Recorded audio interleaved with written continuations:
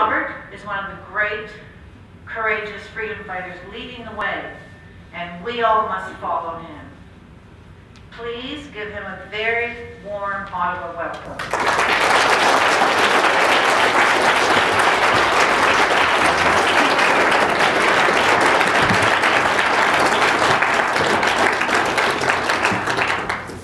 Thank you very much. Can you see me over this? You know, I appreciate you coming out, aside from all the stresses of the registration process and the exercise of the freedom of speech in the contemporary West. It's also a time of personal stress for me, and so I beg your pardon about that. I was just actually on the phone talking with my wife about my brother-in-law who is ill. He thinks he's a chicken, and I was saying to her, you know, we're just going to have to get him committed. And she said, well, I would, but I need the eggs. And that about sums up the West's immigration policies.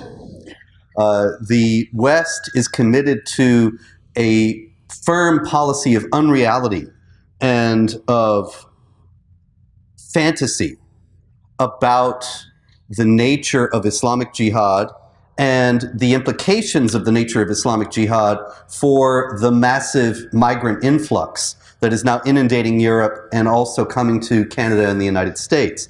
It is an unreality that is enforced at the highest levels, and that's what insanity is taking falsehood for truth, taking fantasy for reality. And what we have is an insane foreign and domestic policy, particularly in regard to immigration. I'm not here to campaign for Donald Trump. You're not going to vote for him no matter what I say. And I'm not even sure I'm going to vote for him myself. As a matter of fact, I think I probably won't. But there is a very important aspect of the controversy regarding his proposal to ban temporarily immigration from Muslim countries until he said we can figure out what's going on, by which he appears to have meant until we have some idea of a way to distinguish jihadis from peaceful Muslims among the migrants. And the odd thing that I wanted to point out to you about that controversy is that in all the inundation of vituperation toward Trump after he made this proposal, the comparisons of him to Hitler and the attempts to ban him from Britain, indeed, and so on, nobody came up with a counter-proposal. Nobody even bothered to offer one. Nobody said, well, you know, there is a problem here. There could be jihadis coming in among the migrants, so we have to do something about it. And as a matter of fact, I was kind of surprised. I saw two very respected writers, people that I respected, and who are reasonably well-known and established on the scene. I'm not going to call them out by name, but they said after Trump made this proposal, they both wrote columns saying, no, Mr. Trump, we don't need to ban Muslims from entering North America. We need to ban Islamists. Well, great. The problem is they don't carry membership cards in Al-Qaeda or ISIS. They don't wear T-shirts that say, I am a member of the tiny minority of extremists. You can't tell who's who, and that's just the problem. As a matter of fact, ISIS last year, the group known as ISIS to most people and to ISIL to the president, as ISIL to the president of the United States, and as the Islamic State, as far as they call themselves, they said last year, they issued a manual to their own operatives in the West saying, don't carry a Quran, don't wear a beard, don't attract suspicion in any way. Blend in with the ordinary people in the population. Make them think that you're an assimilated moderate Muslim, or even go to church.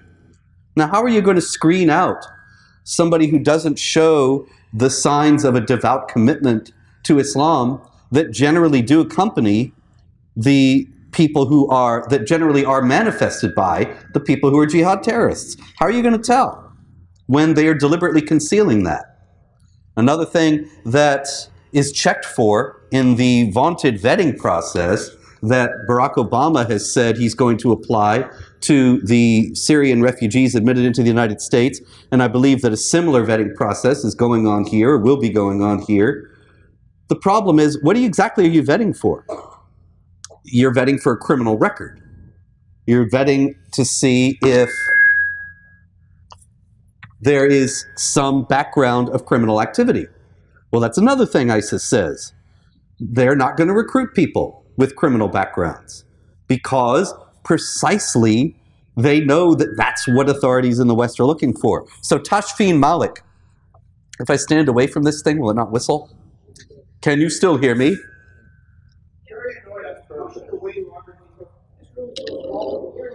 Yes. On the other hand, there is video and history here, and they have to check me for hate speech. And so, hello, Canadian authorities. Anyway, I hope this will work. The shooter in San Bernardino, Tashfeen Malik, she had passed 5 separate background checks from 5 different U.S. agencies. 5 separate agencies let her go because she had no criminal record. She was exactly the kind of person that the authorities in Canada and the United States want to bring in to our countries. People who appear to be assimilated, moderate, ready to accept the parameters of Western secular pluralism, ready to live as productive citizens in the West. She wasn't. There was no way to tell. There's more about this as well. The Islamic State in February 2015 threatened to flood Europe with 500,000 refugees. What they meant was they were going to put jihadis among the refugees, as well as overwhelm the welfare system apparatus in all the European countries and Canada and the United States simply by force of numbers. They said there would be 500,000 refugees coming. Later on in the summer, in August and September then, in fall, they started to come. Did that have anything to do with the Islamic State's threat? Is there any reason to think that they might have known beforehand that this was going to happen, since they warned us or threatened us that it was going to? Should that be dismissed out of hand? Not only that, in September, once they started coming, there were quite a few refugees in Lebanon. They did not mean to stay in Lebanon. They didn't stay in Lebanon, but the point was they were crossing right from Syria into Lebanon on their way to Europe. And then, of course, to North America, some of them. The Lebanese education minister was in London. He gave an interview, and he said there were 20,000 active jihad terrorists among the refugees in his country waiting to get to Europe. 20,000. In October, the following month, two of these refugees landed in Greece and were admitted into Europe, and via the Schengen Accords, of course, were able to travel all across Europe with no passport controls, no further checking. Once they got into Europe, they were in. In November, they joined up with 6 others and murdered 130 people in Paris. And that same cell, of course, was responsible for the Brussels attacks just a few weeks ago.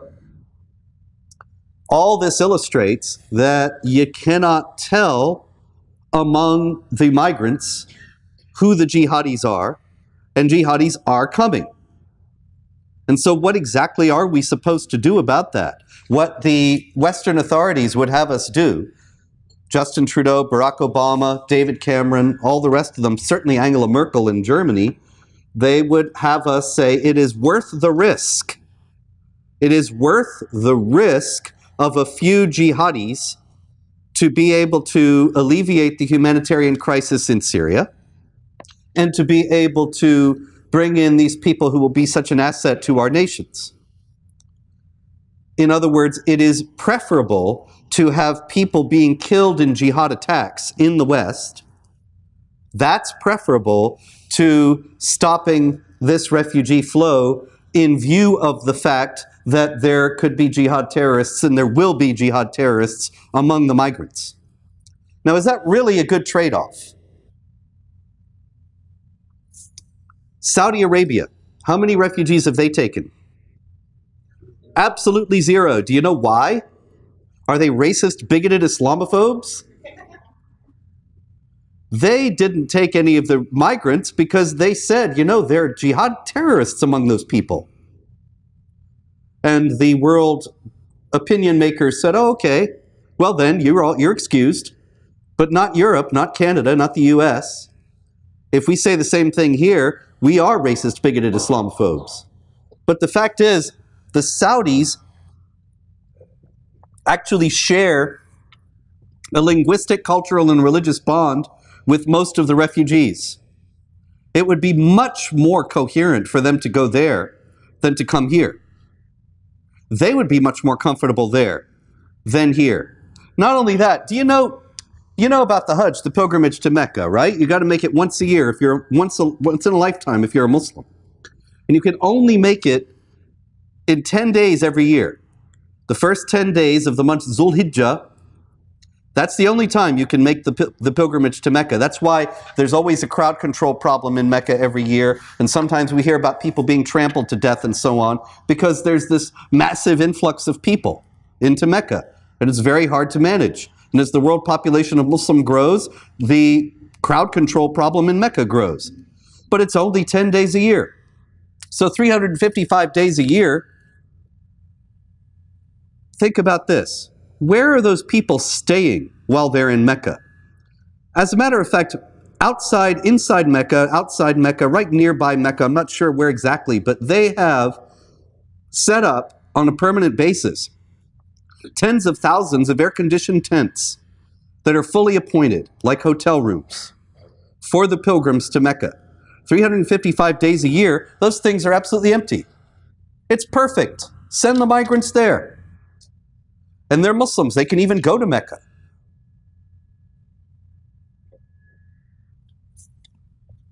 But there's a reason why this is not happening. And the reason why this is not happening is not even about the fact that there are jihad terrorists among the refugees, and the Saudis can say that, and the Canadians can't, and the Americans can't, and the Europeans can't. The reason is rooted in theological imperatives within Islam. So I happen to bring, of course, tonight my Quran. I don't leave home without it. If you can take out your Qurans, we'll turn to... So you didn't bring it? Chapter 21, verse 47. Chapter 21, verse 47 says, "We shall set up just scales on the day of resurrection, so that none will be wronged in the least. Even if it be the weight of a grain of mustard seed, we shall suffice as reckoners." Even if what be as a grain of mustard seed? Your good deeds. See, the idea is you're going to appear before Allah on the great day of judgment, and He'll have these big scales set up. And your good deeds will go on one scale, one side of the scale. Your bad deeds will go on the other.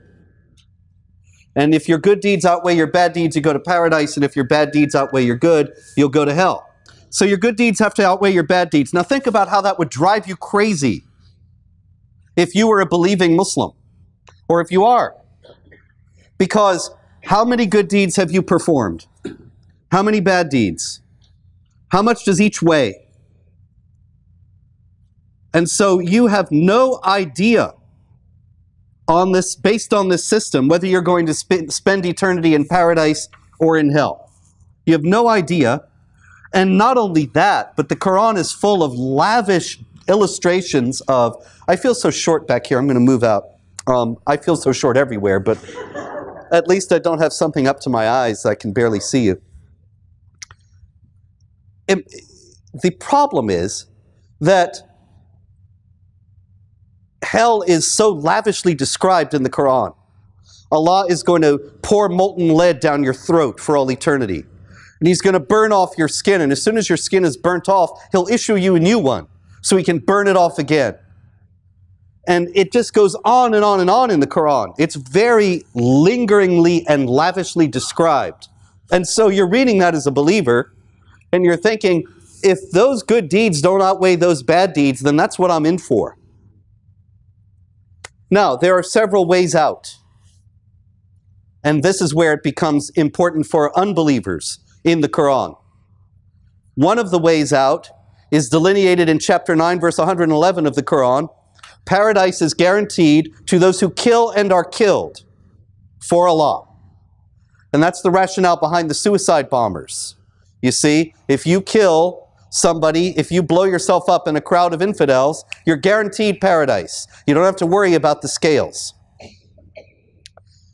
Also, a hadith is a report about, that's what the word means, hadith, report, about Muhammad's words and deeds. And Muhammad is the excellent example for Muslims. According to the Quran, chapter 33, verse 21, if Muhammad did it, it's right, it's good. If he said it, you should do it. If he did it, you should imitate it. And somebody came up to Muhammad in a hadith and said, "Can you tell me a deed that is greater than jihad?" And Muhammad said, "I can't think of such a deed." So there's nothing greater that you can do than jihad. So if you think about it, you don't even have to kill and be killed, although that's guaranteed. But if you wage jihad, it outweighs all your bad deeds. Suddenly your scale goes good deeds very heavy, bad deeds light. Now this is a point of analysis where Western understanding of the jihadi mindset is completely wrong because Western analysts refuse to look at Islam. For example, it just came out that Salah Abdeslam, the Brussels killer who was also involved in the Paris attacks, he was dancing with women and drinking alcohol a few months before he committed mass murder in the name of Islam. And so once again, we saw what we saw after 9/11. Remember after 9/11 and footage came out of the 9/11 hijackers and they were in strip clubs and people were saying they're not really Muslims, you see. And Salah Abdeslam, same thing. He must not really be a Muslim. He's going drinking alcohol. But you see, if you understand what I just explained to you about paradise and hell and the weight of jihad versus anything else, then you see, he had it all covered. He knew he was going to kill and be killed. He knew he was going to do the greatest deed of all. So what's a couple of beers and a dance with a girl? You know, I'm going to paradise. Let's go have a beer. No problem. There's no way it's going to outweigh the good deeds that he's going to do, the jihad for the sake of Allah. And there's another aspect, and this is what brings it all back around and deals and makes it relevant for our discussion about the immigration problem. Chapter 4, verse 100 of the Quran. You can turn there if you remember to bring it. He who emigrates in the way of Allah. Emigrating in the way of Allah is not like emigrating to get a good job and be able to send a check to your relatives back home. Emigrating in the way of Allah is emigrating to bring Islam to the new land. It is a very hallowed concept in Islam. The first emigrant was Muhammad. The beginning of Islam, as a matter of fact, was the emigration or the hijrah, the flight, the move from Mecca to Medina, when Muhammad and the Muslims moved from Mecca to Medina in order to bring Islam to Medina and to convert Medina to Islam. And that is considered to be the beginning of Islam at the emigration, not when Muhammad became a prophet. That's the year 1 of the Islamic calendar, the emigration. So the verse says, he who emigrates in the way of Allah will find in the earth enough room for refuge, maybe in Canada, and plentiful resources. And he who goes forth from his house as a migrant in the way of Allah and his messenger, and whom death overtakes, his reward becomes incumbent upon Allah. His reward becomes incumbent upon Allah. So you see, the Quran sets up a very frightening prospect of the scales of judgment, but then it gives you 2 ways to make sure your scales will work out well. Suicide bombing, essentially, killing and being killed, and emigration in the way of Allah. So, a few years back, there was a controversy in Minnesota over a public school that was actually in a building that housed also a mosque, and every student at this public school was a Muslim, and they were having Quran study and prayer during school hours. Now, you probably know that that's not legal, that in the United States, of course, it's the same thing as everywhere else in the West, essentially, that religions are not taught in the public schools, and if the schools are receiving taxpayer funding, then they shouldn't be teaching any particular religion. And so this school was investigated and ultimately closed. And it was reopened later under another name, and I'm sure it's still doing the same things, but that's another story. The name that it had before it closed was the Tariq ibn Zayed Academy. Now, in all the controversy over that school, I never saw anybody say who Tariq ibn Zayed was or why they named the school after him. Was he a great Muslim educator? Was he the John Dewey of Islam? Was he the Buckminster Fuller of Islamic education? He was nothing of this kind. Tariq ibn Zayed was one of the conquerors of Muslim Spain. And he was famous for landing his armies on the beach, securing the beachhead, and then ordering the boats burned. And people said, "Why are you burning the boats?" And he said, "Because we are emigrating in the way of Allah. And if we die here, our reward will be incumbent upon Allah. So we are going to Islamize this land, or we're going to die, or we're going to die after having Islamized this land, but we're never going back." Now, what do you think is the significance of naming a school in Minnesota after a character like that? Do you think it might have to do with a plan to do the same thing in the West?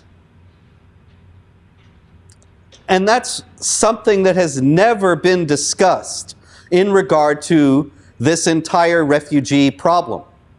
That even aside from the fact that there are going to be jihadis among the refugees, and no sane person would say, well, you know, I have this bowl of M&Ms and 10 of them are poisoned, but the rest are okay, so I'll just have a handful. Aside from that, there is the question of the values and the mores that are being brought by the refugees. Now, this problem is completely obscured by charges of racism, and that it must be that people who raise this problem in the West are just racists, and so they have no right to be heard in polite society and no reason for their considerations to be given any proper evaluation, because it's all just race hatred. But actually, what we're discussing here tonight has nothing to do with race. We're discussing an ideology that is held by people of all races. And it just happens that the people who are holding it are coming from Syria and Iraq and so on. Actually, only up until recently, nobody would have said that people from Syria or Iraq were of any different racial background from the people here. But now it's become a massive racist problem. The thing is, when you have a ready-made model of society and governance that considers itself superior to that which is held by the majority, and the minority with this ready-made model of society and governance thinks themselves to be superior to the people that they are coming to, and they have a mandate to replace the model of society and governance that prevails in the place they're coming to with the one that they're bringing, this is an ideological problem. And it has nothing to do with race whatsoever, despite whatever appearances there may be. Now, is there such an understanding? Well, the Quran says in chapter 3, verse 110 to the Muslims, "You are the best of people on earth." Now, why are the Muslims the best of people on earth? It is not because their race is better than anybody else. And if you were to convert to Islam tomorrow, you would not change races. Your race would be the same. But it says, you are the best of people on the earth because you enjoin what is right and forbid what is wrong and believe in Allah. the unspoken corollary there is that the other people on earth who are not Muslims do not enjoin what is right and forbid what is wrong. In Western societies, there are law codes. There are societal mores and customs. There are assumptions about what is right and what is wrong, and laws about what is right and what is wrong. They do not always match up with Islamic law. Islamic law forbids criticism of Islam on pain of death. In the West, ostensibly, we have the freedom of speech and can criticize whatever belief system we wish to criticize, at least so far or for now. Islam says that you can beat a woman from whom you fear disobedience. This is in the Quran.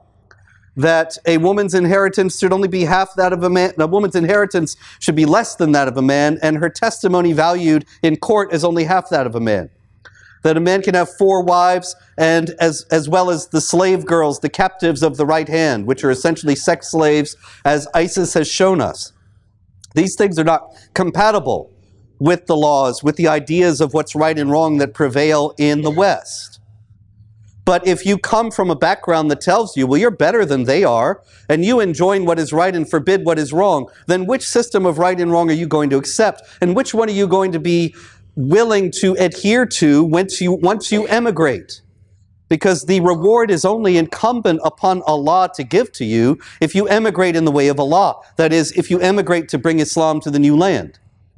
While the best of people enjoin what is right and forbid what is wrong, the Quran also says that those who have disbelieved, be they from the people of the book, that's Jews and Christians primarily, so that's probably most of the people here tonight, or even if you would say, no, I'm an atheist, you're of the background, then you are a Jew or a Christian, or among those who associate others with Allah in His divinity, that would be anybody who believes in gods other than Allah, so that's really basically everybody else. They shall be in the fire and will remain in it. They are the most vile of created beings. So here you are, you're the best of people because you know what's right and you forbid what's wrong. And you're coming to the society of the most vile of created beings. Which law code are you going to respect? Not only that, I got this Quran in London a few years back when I could still go there.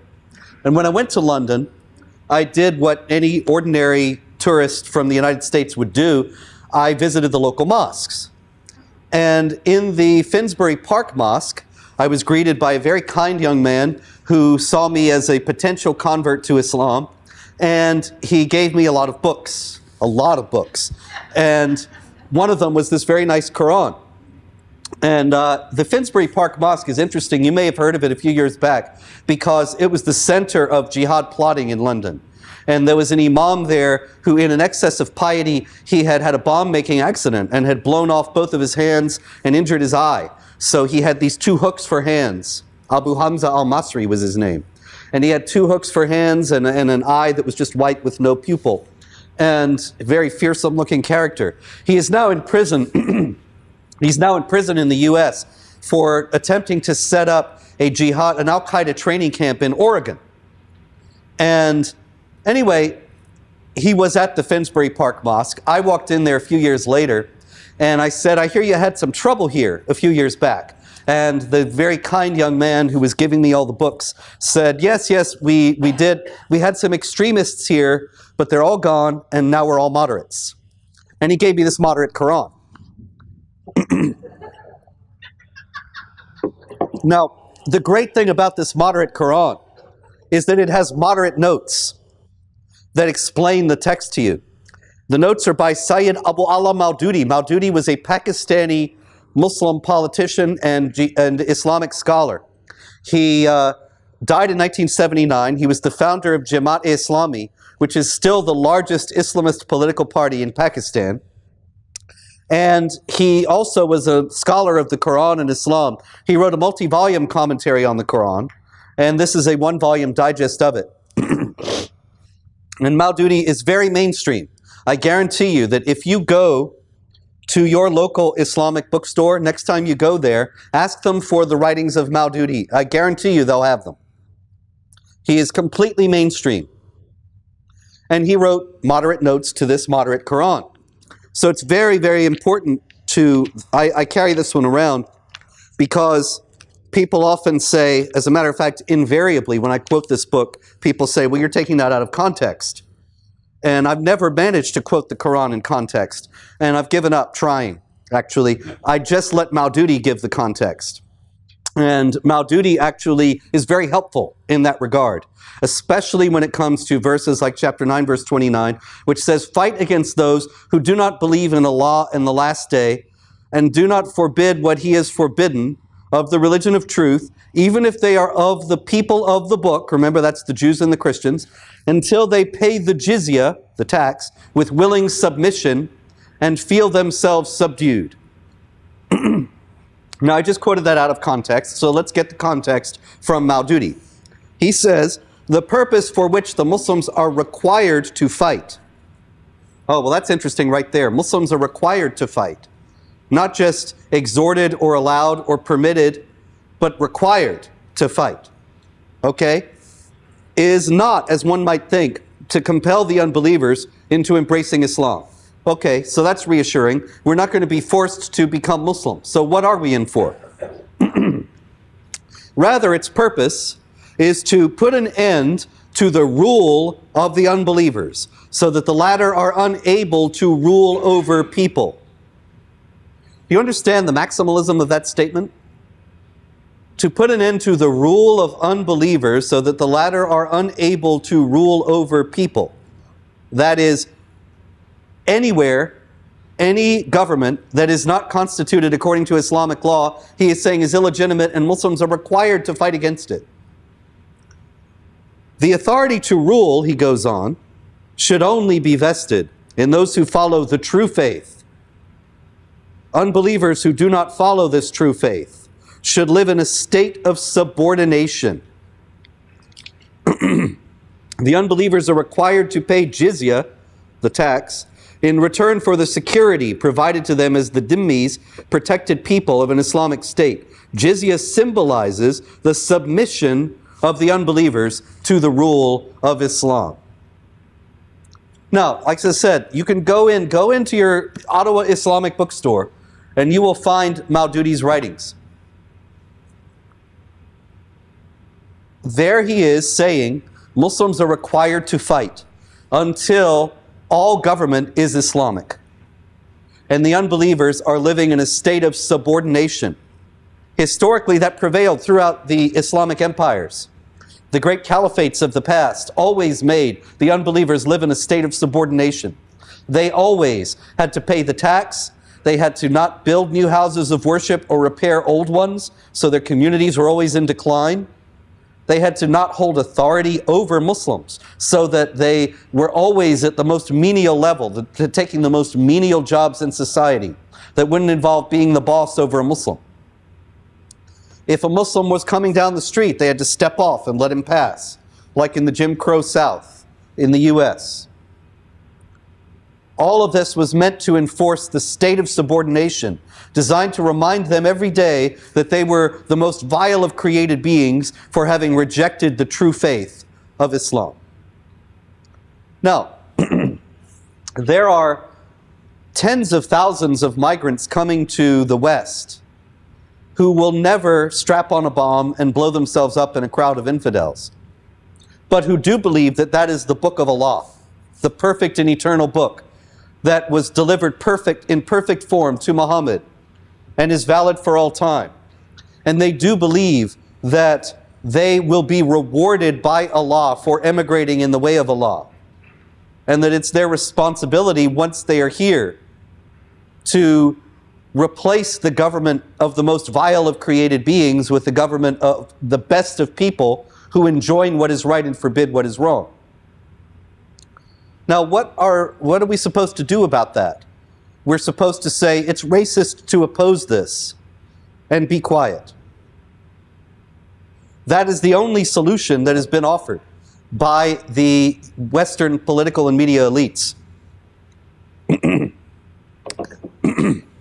As to the problem of societal upheaval that they are visiting upon us in this regard, they have nothing to say except that it will not happen and cannot happen, because They assume that Islam is a religion of peace that does not teach the things that I just read you out from the Quran and then from Maududi's commentary.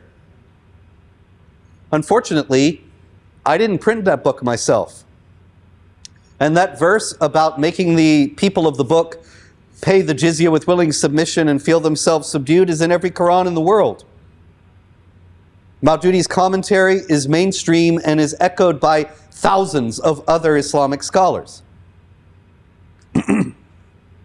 So what we are doing is importing a massive population of people, among whom there will be many, not all of them of course, because no group is unanimous in mind, and among Muslims as much as among everybody else, there are people who will call themselves Muslims, but they're really rather sick of it and they don't really want to have anything to do with it, or they're just not interested in it and they're not devout. But there will be many who are coming here with the goal of imposing their own values and mores and standards, including the devaluation and dehumanization of women, the institutionalized discrimination against non-Muslims, the extinguishing of the freedom of speech. All these things have to be brought into the public discourse. For whatever his faults, and they are many, Donald Trump, whatever they may be, Donald Trump is to be commended at least for advancing the public debate in that regard and making it possible to discuss these things in the public forum to at least some degree. But the universal excoriation that was heaped upon him is not a good sign, although it was entirely to be expected. For whatever reason, the Western political and media elites are unanimous in thinking that this is all going to be very good for us and nothing is going to go wrong. The thing that they have against them is not an alternative media source. We don't really have that except in small pockets on the internet. And it's not a viable political force against them, although I do think that could coalesce rather quickly, because the main thing they have against them is reality. The force of events is going to make it clear that we were not fear-mongering and not being racist, but telling the truth about a real threat. And the more that that threat advances and meets with success, the more the people who would be willing to come to a talk like this tonight will double and triple and quadruple, and the more people will take action. The truth cannot be hidden. One of the reasons why we hear all the time that Islam is a religion of peace and that the next jihad terror attack has nothing to do with Islam except insofar as innocent Muslims are victimized in a backlash in the wake of it, we hear that constantly because it's so false, it's so manifestly false, that they have to keep repeating it in order to put it across. Joseph Goebbels said that in Nazi Germany, that you have the big lie, you keep repeating the big lie long enough and often enough, and people will believe it.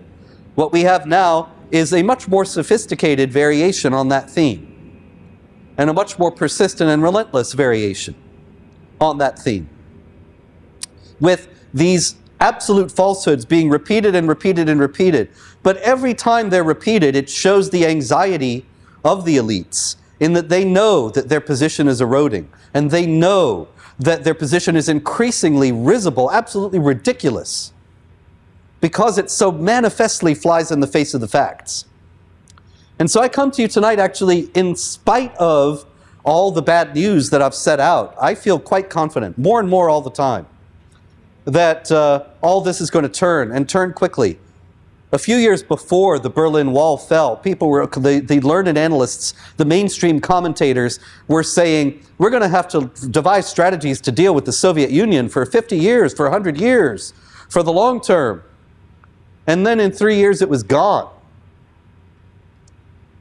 It's the same thing here. Ultimately, the lies, however sophisticated and however complex the edifice that has been constructed on the basis of the lies, its foundation is weak and it's doomed to collapse, and the collapse will be sudden.